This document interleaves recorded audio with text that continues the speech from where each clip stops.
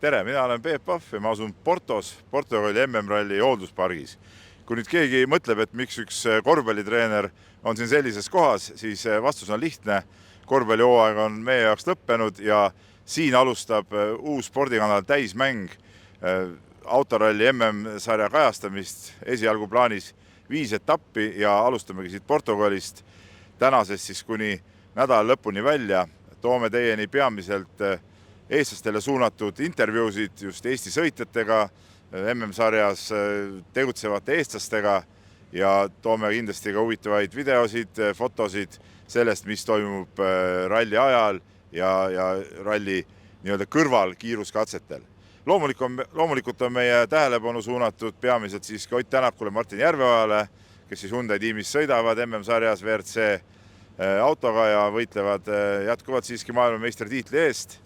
Aga loomulikult paneme pilgu peale ja räägime palju ka Robert Virvesega WRC2 sarjast, Georg Linnamäega, samuti WRC2 sõitjaga ja siis Roomet Jürgensoniga, kes eelmise aasta Junior WRC kaudu sai siis selleks hooajaks väga hea võimaluse ka WRC2 sarjas osaleda.